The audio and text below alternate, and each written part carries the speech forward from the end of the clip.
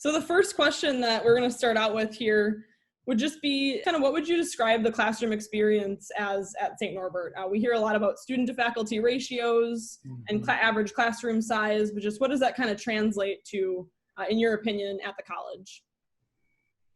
You want me to start? Yeah. Okay.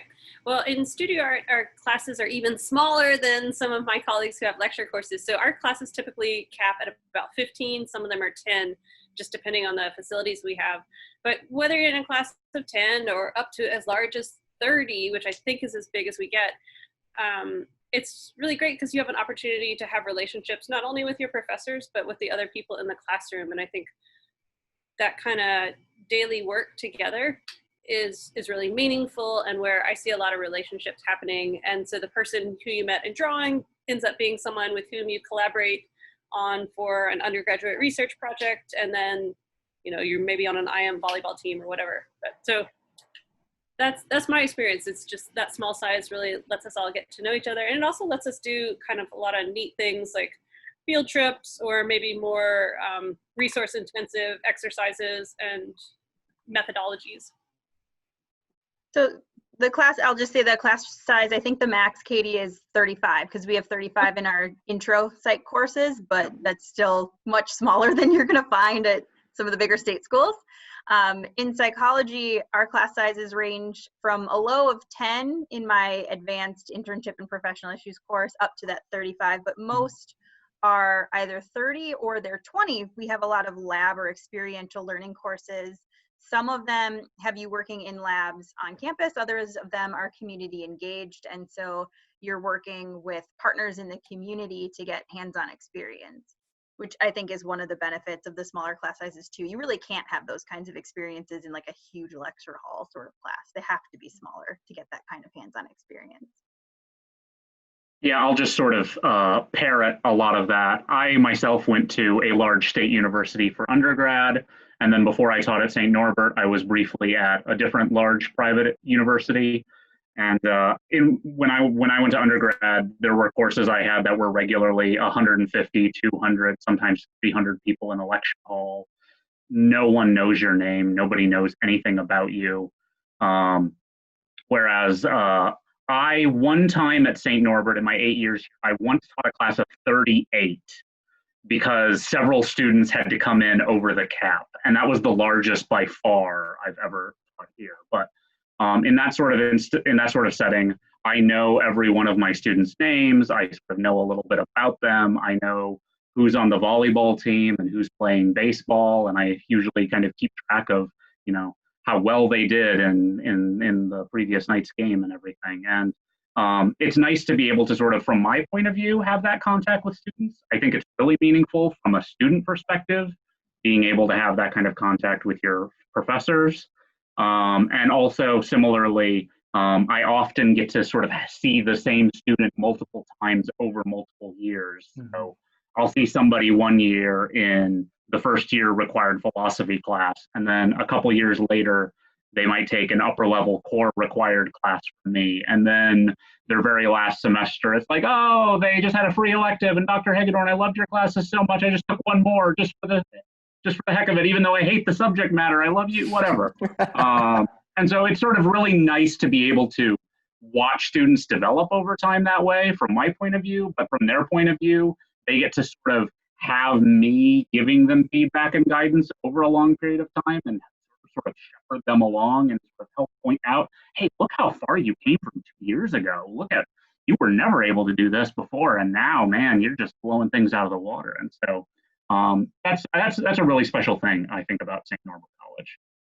Yeah, I would just add, I mean, this is also to parrot in a way, but it was, I had the same experience. I came from a large undergraduate university and a medium to large size graduate school. And just like Dr. Hagedorn had said, it was not at all unusual to have intro classes be over 100 people, 150 people. And it really is surprising and a pleasant surprise to come here. My intro, you know, they change from semester to semester, but this coming semester, our intro classes are capped at something like 25. And that is remarkable. So it really, so the difference would be, say, you know, in a class of 150 students, the professor would come into a room and lecture, and then you would meet with graduate students in smaller sections who in some ways really served as your teachers, not only in the classroom, they were the ones grading your papers, et cetera. They are the ones you developed relationships with. And so it was kind of complicated to develop relationships with professors, because not because they were mean or anything, but it was just hard to stand out in a crowd. Where here it's built in. So I know my students well, and then like Eric said, you develop a cohort that takes your classes over a period of time, and it's great. I mean, and I'm getting emails this summer from students. So there's a lot of personal relationships that I think develop with respect to academic questions, and then you know we'll come to independent studies, which I really love. But that in some ways comes out of the fact that you're working so closely with students. You know your students so well, and so you can start thinking about, oh, this is an interesting project, something you liked in the class that we didn't spend enough time on, or we could go deeper into, things like that. So I do think the faculty to student ratio is a really nice thing about this place. Excellent. Thank you all for the thoughts on that first question. That was really, really good. And I just want to take a moment to introduce Debbie Kapinski, an associate professor of art at St. Norbert. She just joined us while you guys were talking in your first question. Thank you, Debbie, for being patient with us as we worked through that little technical difficulty there. If you want to unmute yourself, or I can unmute you as well, and you want to join in, you can also introduce yourself a little bit here too, if you'd like, Debbie. I'm unmuted, I think. I'm Debbie Kapinski. I'm an associate professor of art. And I would echo a lot of what the other faculty are talking about. I really like St. Norbert just for its small class sizes, and you can have some really intimate relationships with students and mentoring and working side by side. My colleague Katie Ries is also on this call, so she could probably elaborate a little bit on that. In art, we're very like hands-on, and we work day to day with students, and we encourage them to work across campus on as online, I mean, as designers for different departments. And so there's a lot of different ways we facilitate them doing some professional development and other things. We're a little bit different than the lecture, right? We're like, well, you know, you mentioned something like, I think we've all talked about kind of the small class sizes, but I think one of the benefits we enjoy as faculty, and that is rewarding for our students, is that we all have great relationships with each other. And so when we do advising, which Ellie may have talked about, we take 2 full days out of the semester to make sure students are set up with the classes that make sense for them. We make sure that you graduate in 4 years with some qualifiers like can't change your major your junior and stuff like that. But so that means that if you say, oh, I want to take a philosophy course, I can say, oh, let's call up Eric right now. Let's ask him about what would be a good fit for you. So it's really, I feel like we're just really rich in relationships. And if you all are I guess you're all senior students right now, so you've just completed a semester of sort of online, and bless you all, solidarity, strength, I'm sorry, it wasn't what we wanted, but I think one of the things that's come out of that for me is how important relationships are, and how much strength and compassion kind of comes from those relationships. So I think that's one of the best things about St. Norbert College. well, I think even in this environment, like maybe part of the course is going to be online, but not all of it. But still, I only have 15 students. You know, it's not like I have like a 200-person class to manage online. Mm-hmm. So it just makes it a lot easier. Like, in fact, like I actually advised a student today earlier on Zoom because, you know, she couldn't do her study abroad and had to register late, and we were able to screen share and go through all of the different choices in the timetable, and I know what her major is and her family and all that kind of stuff. So it's really helpful to really know who you're dealing with. I only have probably like 8 advisees. I know, like, oh my God.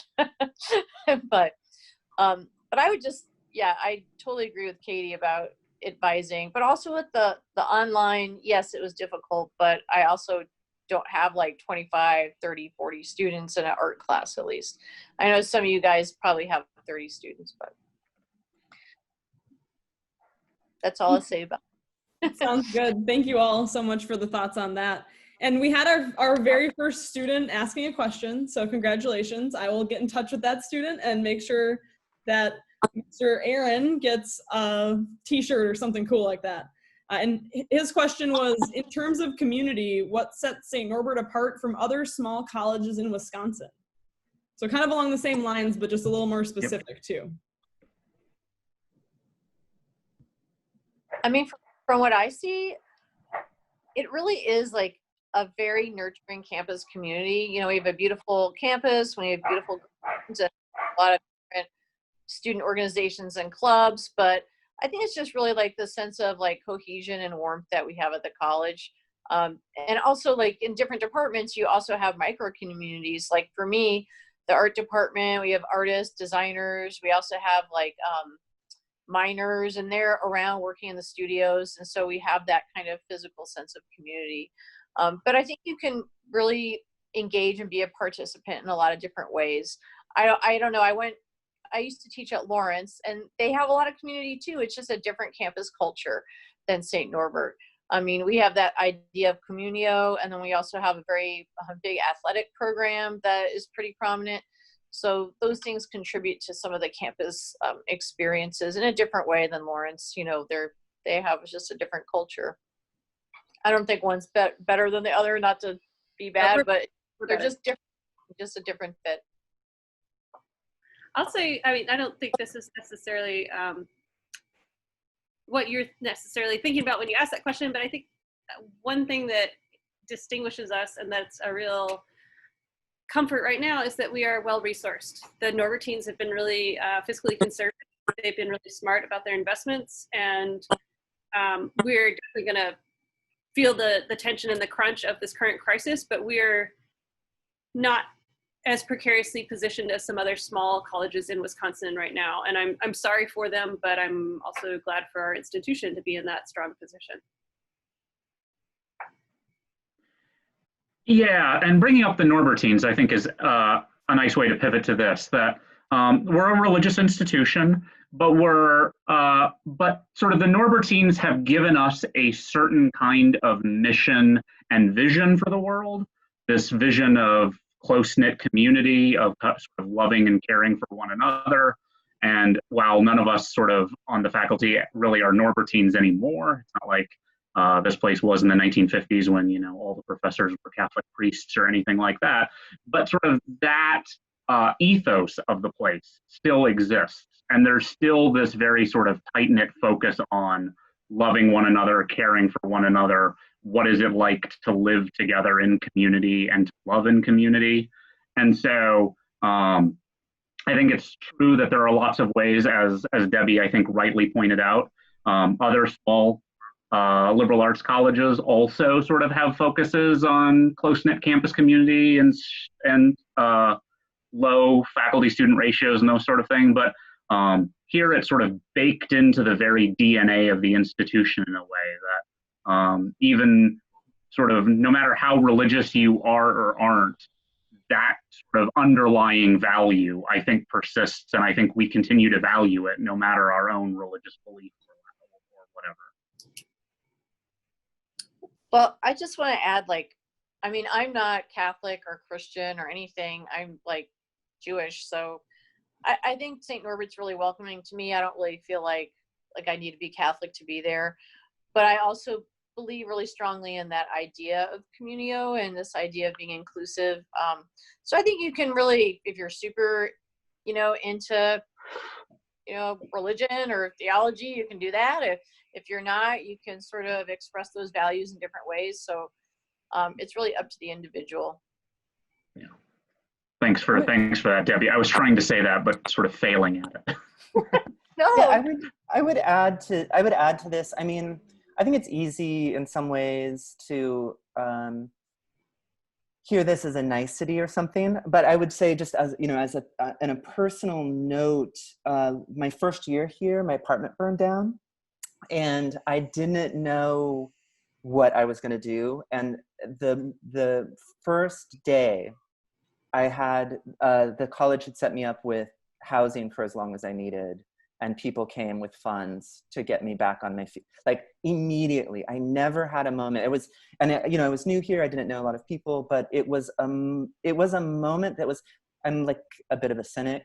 And it was a moment where it was quite striking to me to see how I was just completely taken care of, and I didn't have to worry about any practical thing. And it wasn't even just like a question of, you know, some nice greetings or something, but people really swooped in while I was still sort of in shock and got me back on my feet again. And that was just a remarkable, faculty, staff, students, everybody. It was, so it's one of those moments where, you know, I don't think you necessarily feel it every single day, but to know that you're kind of part of this community that's, if something happens, you're going to be caught and made whole again.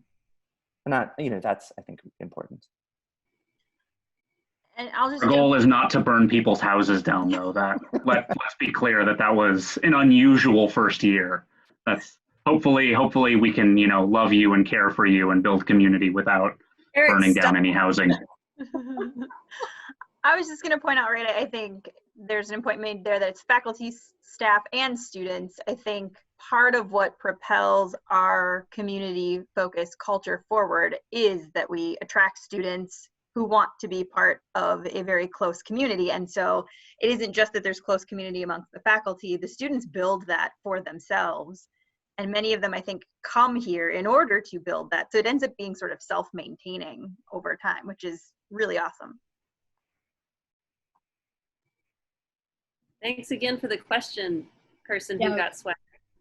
Really good question and really good answers. And I did not expect to get a little choked up tonight, but I did. So won that contest, Jaime, too.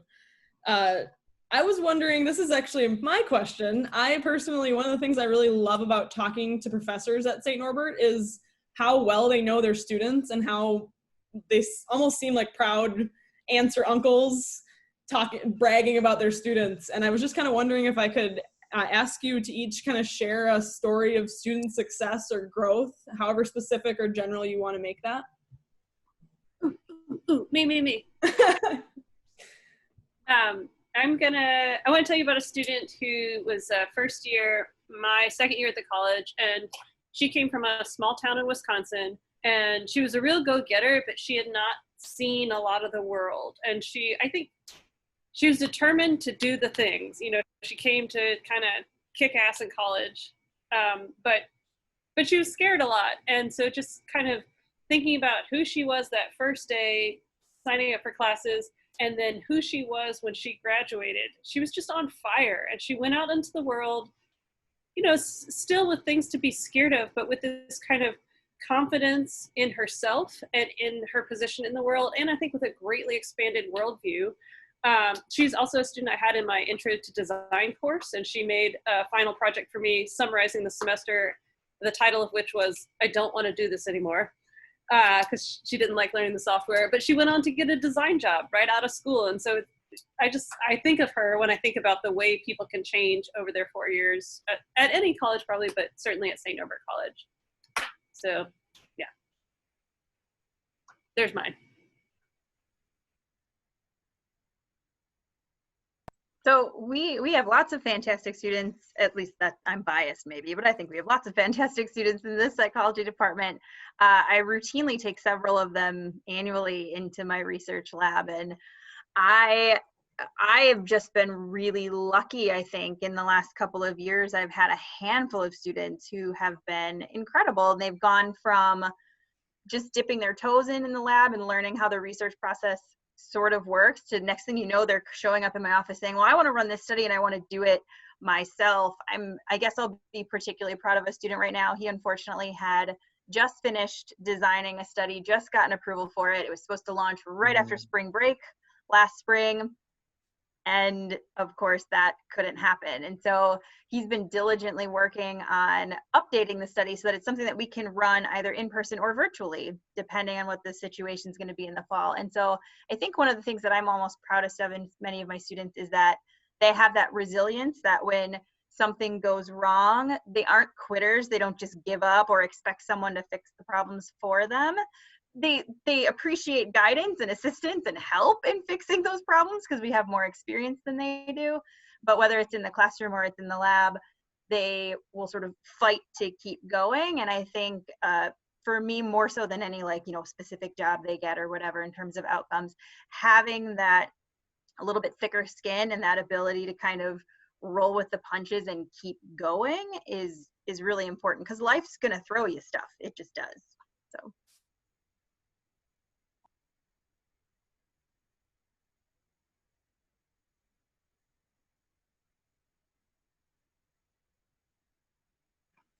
Sorry, unmuted myself.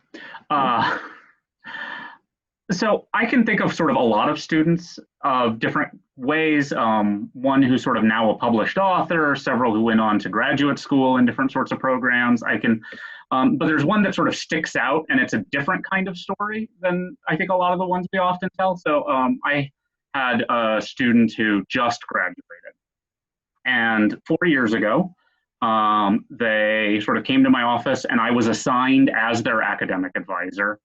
And they sort of made clear to me very early on in the first few moments of being in my office that they actually weren't even sure if college was really right for them. They were only here because sort of their parents insisted that they needed to go to college. And I remember sort of having this student having a pretty significant amount of skepticism and cynicism about the whole thing, and trying to get them registered for classes the first couple of semesters was a bit of a trial, because you would say, does this sound interesting to you? Absolutely not. How about you could take this thing, this might be, no. And there was a sort of a lot of resistance with this particular advisee, but sort of over the 4 years, sort of that cynical, hardened exterior sort of melted away a little bit. And I think the student would admit themselves even, their junior year, they studied abroad in the UK. And that sort of revealed to them, they were, again, this student who had never been outside their small town in Wisconsin, and living sort of in the United Kingdom for a few months sort of grew them and stretched them. And they just graduated in the fall. And I remember them sort of coming into my office just before Christmas while we were registering for the last semester of classes. And the student just sort of walked right in and shook my hand and said, I don't know how you put up with me the first couple of years I was here. I was a complete insert expletive here. And, but thanks for all you did for me. And I can really see that, you know, this place has really changed me all for the better in lots of ways. And like I said, that student just graduated in May, and I was following up with them on social media, and they were talking about the new job they got that they were pretty excited about. And that's the, like, there are all sorts of stories of like students coming in great and leaving great, but the students that sort of come in unsure and hesitant about the whole thing and then leave under very positive circumstances are sort of the ones that sort of really stick with you and are memorable and kind of make me tear up just a tiny bit when I think about it. That was really, really exciting to just see that student succeed so well. Yeah, so I'm, you know, still new, so I haven't seen this whole trajectory unfold, but I can already see signs of it unfolding with some of the students I started working with early, but there already are a couple of students that stand out. So one student was a student that had come in, very shy student, and did not know what she wanted to do, and just came in on kind of on one track and then fell in love with philosophy later. And so we made space, and we did an independent study over the summer, which is an amazing thing. We can talk about these later too. She was part of this program called SURF, which is extraordinary. And then we did a series of, she was in classes, we did independent studies, and she is both outgoing and painfully shy. So it always made me very proud of her, that she was shy, but I would just, whatever I gave her to do, she would do. And it also made me proud of the department too, because there were things that we would do things that I was just very jealous of, because I would have never had this opportunity as an undergraduate. But so for instance, we were working on an independent study, and I asked the philosophy department to have a workshop meeting with her, where everyone in the department just sat down and workshopped her paper as if she were sort of in graduate school. And she was amazing, and the department was amazing. And so it was the kind of thing that I'm both proud of the student and I'm proud of the department.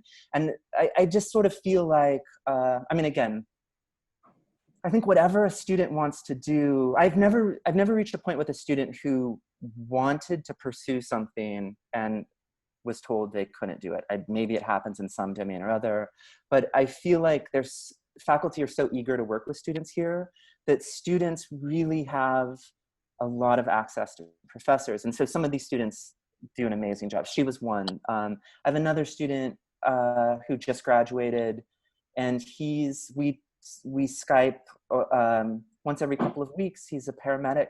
He's studying to be a paramedic now, and he keeps me updated on coronavirus and everything. And so it's these kind of relationships that it's really remarkable to watch people. I can already see that people are coming in here, maybe unsure, not knowing what they're doing, and leaving with kind of their feet on the ground, grown up, smart people that I now get to ask questions and learn from. So that's already, I'm seeing that, and that's pretty nice. I mean, I've definitely see like student success on a spectrum. Like, you know, you have those students who are like, I'm going to go to graduate school, and that's great.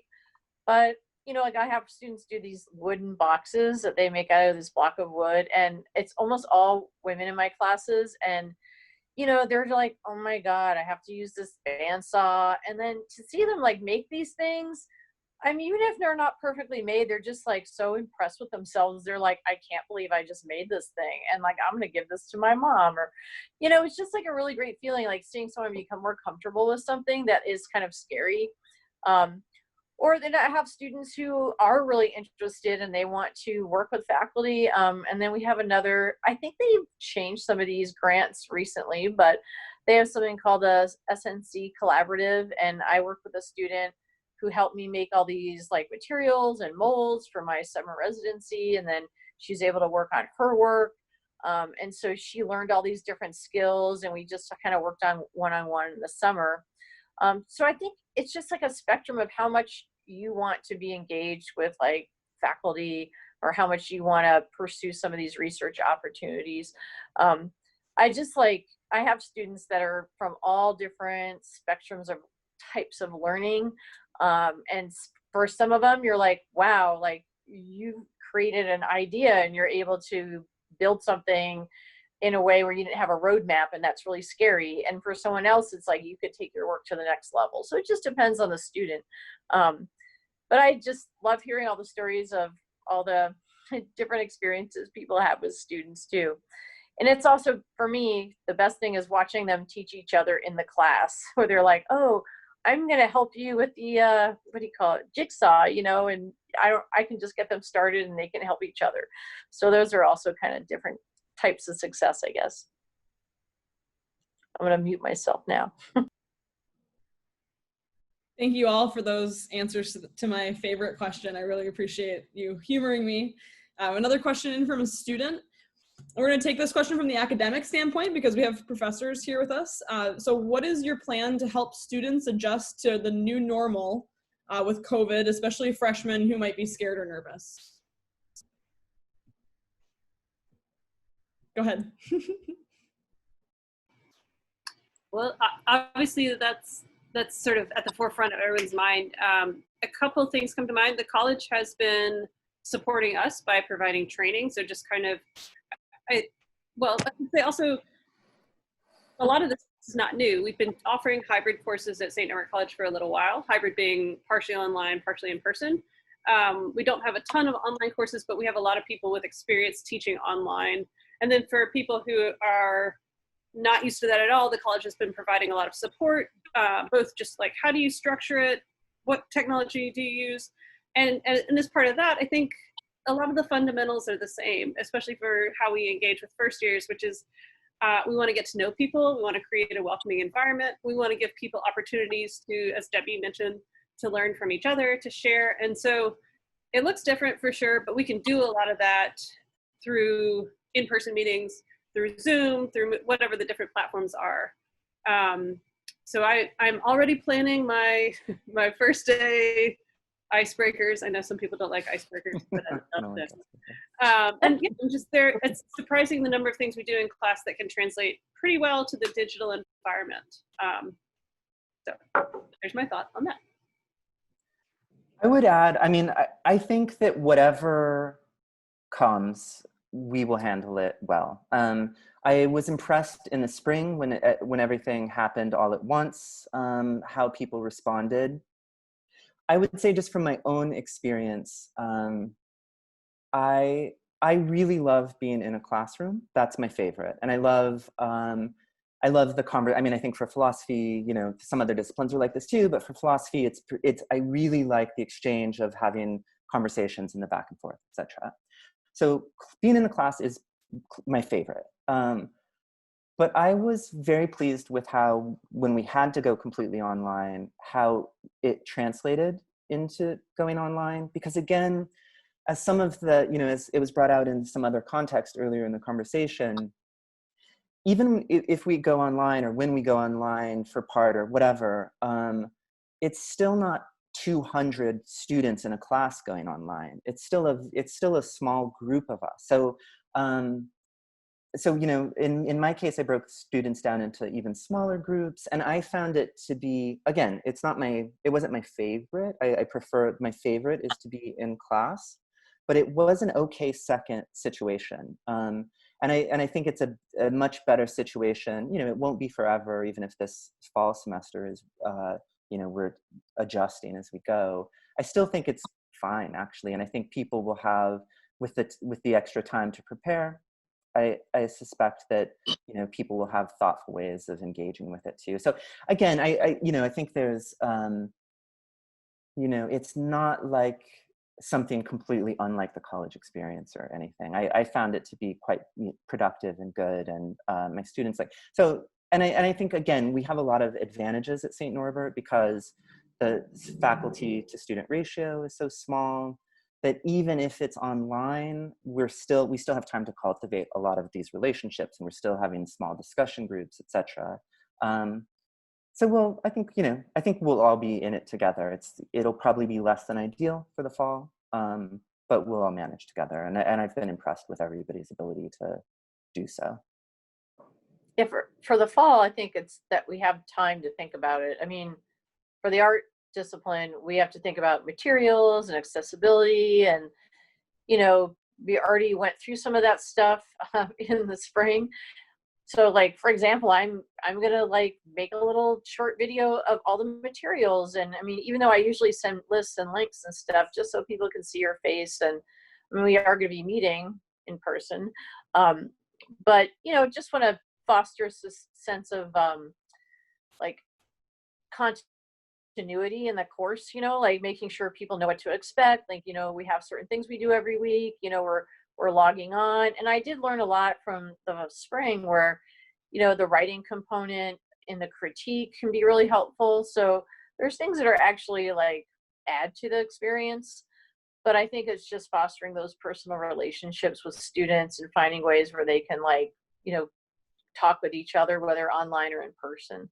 But I agree, like having the small classes, like my class is only 15 students. So I think that does really help, and having time to think about what we're doing rather than, I mean, honestly, like when I have students never respond to me, I eventually, because I'm relentless, I eventually contact them and they tell me what's going on. I'm like, oh, okay, well, I have these alternative assignments like in the spring, you know, you just kind of have that personal attention to think about what's going on in real time and how we're going to accommodate students in a way that like works for them and works for us as well. Yeah, I would agree that I learned a lot from the shift we had to make last spring. I feel very fortunate that the student feedback that I got from the shifts that I made was by and large very positive, that they felt like, yeah, that's not how they want to do it. It's not how I want to do it. But push come to shove, they felt like they learned as much in the virtual format as they would have been able to learn in the face-to-face in-person format. So at least what they're gaining is probably about the same. The interaction is a little bit different, but it's not that it's not there. But I think for me, kind of the two big broad things, as I'm already actively working to prepare my classes, I'll be totally online in the fall for health reasons. And so I just have to prepare for a virtual semester to begin with. Flexibility not just because things pop up, but because if people do have to scatter and go home, not everyone has access to the same resources. Some people have to be increasing the number of hours they're working if they're an essential worker, things like that. So flexibility is really key. And then also on my end, accessibility is key. So I'm do my best to be available most of the day, pretty much every day, unless I'm doing something actively with a student group. But otherwise, you can pretty much schedule one-on-one time with me almost any time. So if you have a question, something's not working, something is working, and you want to talk about that, being really easy to communicate with is just, from my perspective, essential. One thing I would just add to this whole conversation too is being here just long enough now, I'm a little bit more involved in some administrative matters and sort of involved in some of the back channels. And I would say I have seen this summer has been busier than any summer in St. Norbert history. I think that there has just been an enormous amount being done to try to figure out how to get people back on campus, how to do so in sort of a safe and sensible manner, because we all understand that even though online teaching is possible and can be effective, there's something about being sort of in the community that's essential, especially the questions for this is asked, especially for first-year students. Trying to find ways to engender that community spirit is sort of what's vital to a St. Norbert education. And so people have been out measuring classrooms with tape measures, trying to figure out, okay, for purposes of social distancing, what is the cap of this room? And we've been thinking about sort of trying to move classes to sort of more non-traditional spaces that are not traditionally classroom spaces as a way to try to do that safely. And I know that all the folks who run residential housing have been working sort of around the clock, trying to figure out a way to sort of allow dorm life, but in a way that can be sort of safe and responsible, and lower the number of students in rooms and these sorts of things. So I think as a college, we're really committed to trying to make it work. And we have the benefit this time of it not being sprung on us in a matter of a week or two and going, oh, wow, there's really a problem going on in Washington and New York City, isn't there? Oh, no, it's in Wisconsin. Everybody closed down. Having the summer to sort of have these conversations and think through it and have people really work hard at trying to figure out how to make college life work in a plague year. I won't say that we're going to be perfect at it, and I won't say that, there's not going to be hiccups and that along the way we're going to have to sort of still kind of make some snap decisions from time to time. But I think we're in a much better place now than we were, say, on March 15th to be able to make those decisions and be able to do them responsibly and in a way that's not quite as knee-jerk, maybe, or doesn't feel knee-jerk at least. I would add to just, this might sound peculiar, but I think that there is a weird cohort building that is happening through going through this experience together. And this comes back in a way to the fact that I do think the faculty and the staff and the students really are sort of a team. Once you're here, you see this. So we're all sort of in this together in an interesting way. And I think that, even though there'll be some distancing, I think that will give us something to talk about for years. And I think that students in the future will also, I can imagine having some anxiety if I were coming in as a freshman thinking, there's something that's going to be lost academically or, whatever, that's going to set me back professionally or something even down the road. And I think that this generation of students coming through, one thing they're going to get a lot of credit for is this fact that real life can get messy and unpredictable. And students who can tell a genuine story about how they came through a time like this and learned despite very difficult circumstances or changing circumstances, or, I think will really count for the students down the road. So it's a weird it's not ideal, I wouldn't choose it, but it is a weird extra kind of skill that I think students coming through this period of time are going to develop and get to call on later. Thank you all. That was really, really well said. We had another question come in from a student. I want to read it word for word because it's just said very, very well. I just thought I would ask this because I want to know, what are your favorite ice cream flavors? Cookies and cream. I'm pretty, I mean, that says a lot about me. I'm a pretty conservative kind of individual in lots of ways. And, you know, I like bland vanilla ice cream with just a tiny hint of something, you know, mixed up. So I have a controversial position on this also, but let me make the case a little bit. So I have a lot of flavors that I love, and I really love ice cream.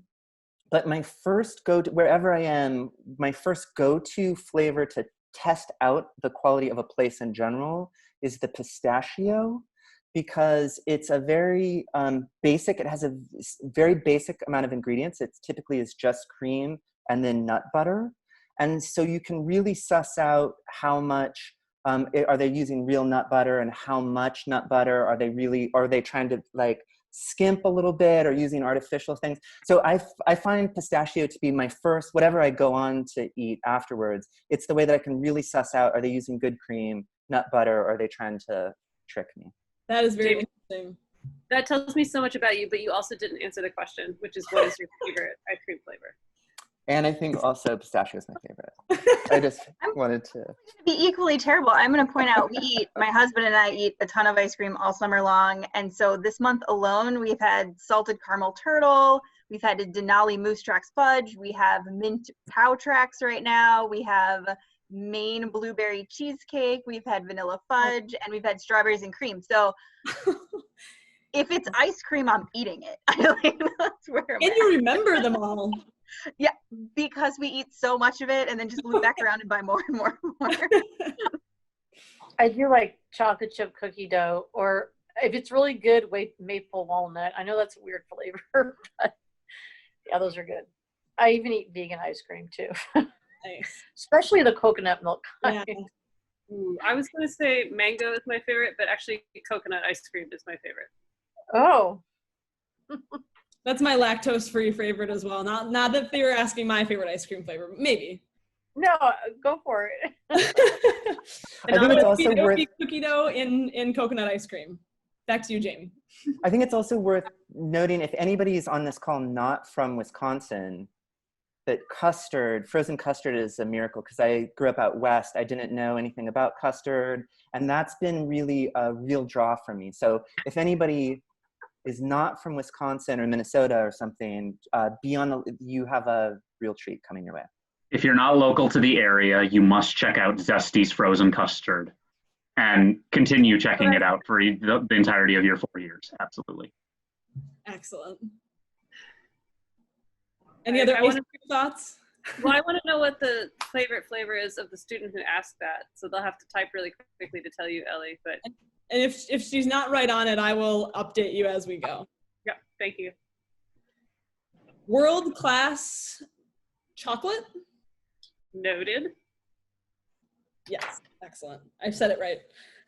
Although I think did I turn my mic off? No, I am. So we can hear you. Every town in Wisconsin has its own chocolate shop with its own chocolates, just to note that. Yes. We do dessert well here. Yeah. And we talk about food a lot at St. Norbert, which you'll all notice is a theme as you continue to look at colleges, especially here. To kind of bring it back, I suppose, to the college subject, what advice would you give to someone who's about to start college or the college search? Well, I think you just have to find a place that you're comfortable with. You know, we get a lot of students who are like pretty close to home, but also we get students from Chicago or from other areas, and it's just up to the individual person. If you can visit, I would visit or talk to people that went to college there. I mean, college in general is like, literally, it's just what you make of it and what you put into it. I mean, I don't know that there's like bad colleges per se, you know, so it's just you make that decision. Yeah.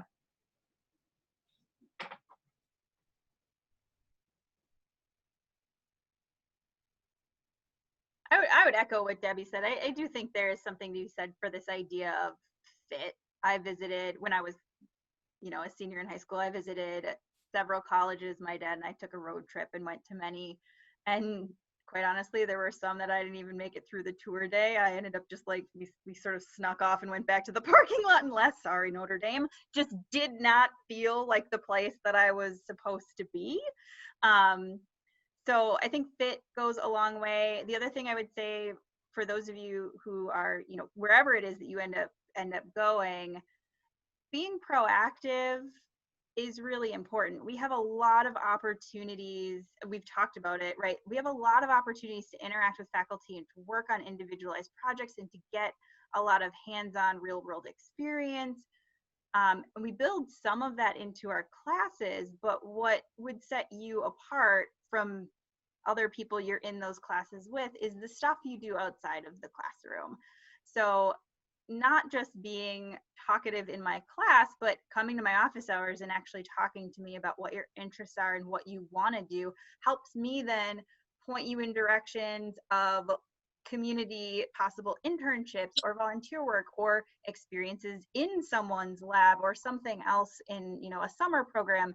That those are the things that not only set you apart from students at other schools, but you do have to some extent set yourself apart even from students within SNC. And that's not, setting apart doesn't mean being better than, but it means distinguishing yourself, developing your own unique skills and your own way of then marketing yourself out to the world so that you get the kind of job that's right for you. So it's not a comparison, it's not a better or worse, but it's how do you identify yourself as an individual? Takes a lot of proactive work on your part from fairly early on. Don't put it off till your senior year. Like start by your sophomore year at the very least. Well, I would also add that you want to make sure they have the major that you're interested in. Okay. And then I honestly would go to the website, whatever college you're interested in, and like, let's say you're interested in art, go to the art department's page and it'll have a whole series of major requirements, and you can actually see the classes that you need to take for that major. So that's a good way of getting a sense of like, what kind of courses will I take? Like, I'm interested in, game design, animation. Oh, they don't have anything like that. You want to make sure it kind of lines up with what you're interested in. But those are my 2 cents. I love doing research though. To echo both of the last 2 comments, I think that's right. You wanna find a place that seems simpatico, of course. Once you've found a place that feels good and feels like a good fit, now to think about, okay, how to have a successful first year. You want to come in right away having a successful first year. There's going to be a lot to think through, et cetera, but I think it's really good to get off on a good start. And I think, just to echo Michelle's thought about standing out, again, not in a competitive way, but I do think, again, a place like St. Norbert, all of the, I know I have this, I know all of my colleagues have this. We're sort of looking to see what people want and what directions they want to go in. So as to have a relationship where you sort of make it clear, oh, I'm interested in this, I'm so far less interested in this thing, etc. But to not be so shy that you are not, communicate and be outgoing and let your professors help you find even better, fits for you, etc. So I think that's an important thing. One sort of piece of advice that I would also offer though is, you want to find a good fit, but also once you come, wherever you go, be open to falling in love with subjects that you had no idea you were interested in or you had never even heard of, etc. So I think that's an important thing. I think it's good to have some ideas, I want to be this or that major, etc. In philosophy, we get this a lot. A lot of students have never had a philosophy class, and they don't come in thinking, oh, I'm going to be a philosophy major or something. And always there's a period in the 9th or 10th week when a bunch of students start coming forward and they're like, oh, this is actually a good subject. And it's like, yeah, of course it's a good subject. But so you want to, I think it's easy to sort of, here's what you don't want to do. it's good to know your interests. I want to study this or that, but don't come in and think, oh, I just want to study this and that. And so I've got a few other boxes I have to check, but I'll just do whatever it takes to get through this. Be really open, because I think in some ways, you want to have your mind changed when you go to college. I think college will have failed you in some ways if you leave with the exact same set of interests you had coming in. I think you want to be open to new interests and new things. So just be open to that. You'll have a range of classes that you'll need to take. So approach them just with openness. You'll learn. The professors are good here. I think professors are good in a lot of places. I think they're especially good here. And so you're going to learn a lot in your classes if you're excited and open to new things. So asking a group of college professors about how college is good is, you're talking to a group of people who literally made it their life goal to never leave college. So you're probably not going to get an answer that's a negative answer here. But I completely agree with everything that's been said so far, especially if you end up at a place where you can become close to individual professors and engage with them. Absolutely, you should do that. If you can get to a place where you have sort of enough flexibility in your interests to sort of explore outside of what you come into college thinking you're going to do, that will be, I think that will be life-changing in all sorts of ways. I would also add, sort of on the co-curricular aspect of things, be willing to visit clubs, be engaged in student organizations, even if they're things you don't think you're interested in. It might be worth just going to a meeting and like, oh, the theater club or the board gaming club, or there used to be, I don't think they do anymore, but there used to be a Harry Potter club that did like wand fights in the courtyard. Go see what that's all about. You will, I think, meet people, and I think you will gain friends who are likely to be lifelong friends. I can't speak for anybody else up here, but like every member of my wedding party was a friend I met in college under some sort of circumstances like that. The roommate that I was randomly assigned to, or the person who I met from philosophy club or whatever. And I think, those relationships are both with fellow students and with faculty are really what make the college experience what it is. So I have one thing I want to add, which is a little different. It's in the spirit of exploring all these other majors, and all that is very good. You should do everything that everyone says, but I want to encourage you to physically explore the campus. I think you should check the doors to see if they're locked, and if they're not locked, you should open them, and you should see what's behind them. Especially when you're first at school, because your lives are not yet super busy and packed. You don't know everyone, so you'll have time, hopefully, because I think doing that physically, literally, leads you to interesting places. And then in addition to that, I would say, think about how you can make this system work for you, because you or someone else is going to be paying a lot of money for you to be here. And I hope you can just wring every last drop of it out. And we're here to help you with that. Any college you go to, there will be professors and people who are there to help you with that. But you need to ask before you will receive. So I would say ask for what you want, check the door to see if it's locked, push it open, read the directions, don't touch the electrical panel, but yeah, go explore, physically go explore. So that's awesome. And I just want to note, you should especially explore the art building. That was basically an invitation, right? And it always has really beautiful work on display. Yeah, any SNC community member is welcome to work in most of our studios, with the exception of the shops where we have threatening equipment. Awesome.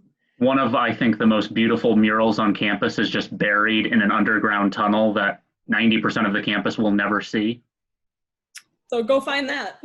So yeah, go find the tunnel between Coffrin and GMS, or Coffrin and Bemis. Agreed. Yeah. It was really kind of amazing, actually. We had a question come in while you were all answering that last question, which was, is there assistance from professors and or advisors, which are one and the same at St. Norbert, which is really cool, for students that are struggling to choose a major or a career path within a major? So I think y'all actually really hit on that, but if there's anything that anyone wants to add. I do want to add, and I've been thinking about this. One of the things that I love about St. Norbert College personally, and also as like someone who gets to work with students and help them answer this question, is the idea of vocation. Just kind of, you know, whether you have a religious vocation, you feel like you're called by God to certain work or certain ways, or you just feel an affinity for something. I think that idea of vocation, of kind of being discerning and listening to the small, still voice that kind of speaks to you about what you want to do, that's something that sort of infuses our advising and our mentoring a little bit. Well, I think that for me, even when I was a young person, I would like try things and see how I like them and then try something else. So I think faculty are good at guiding students and things like that. You know, take this class, see what you think. And I mean, you don't really know unless you try something and see if it's for you. So I think it's just a long process. Really, college can be a place to really, you know, mature and sort of, you might have a different feelings on where you want to go with your career when you're a senior or a junior than you do as a freshman. So I think a lot can happen in those 4 years. And that's why the advisors are there to guide you and the faculty.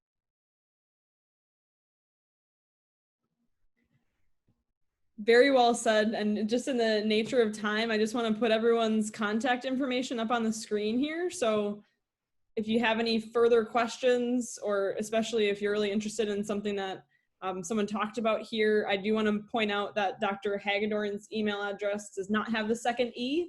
His last name is written correctly above it, but his email address does have a small error. And then I'm going to go through to the next slide. So you have all 5 of our amazing professors that joined us tonight. Also, thank you all so much. This is a really awesome conversation. I think it really captured so well why so many of our students say that their favorite thing about St. Norbert was their professors and the relationship they had with their professors. I personally was gone from the school for 4 years between graduating and working here, and every professor that I saw on campus that I had remembered me and asked how I was doing. Some of them didn't remember what year I graduated, which I was totally fine with, because then I could massage it a little bit. But if anyone has any closing words or any other questions that pop up, feel free to hang on the call for a little while. And if anyone has questions for me too, I'll hang on for a little while as well. And then there's some contact information for different admission counselors too. So I'll go through those. And thank you all so much for joining us today. This was I think, an amazing way to kick off our online faculty panels. We're going to be having more this week, Tuesday, Wednesday, and Thursday. They're going to be education, business, and health sciences, biology, and more kind of specific. And thanks again to all of those of you that joined us and the professors that shared some of the great words of wisdom and thoughts about St. Norbert. Thanks for having us. Email us questions if you have them. Yeah, we'd love to hear from you. Thank you. Thank you. Thank Thanks, you all. everybody.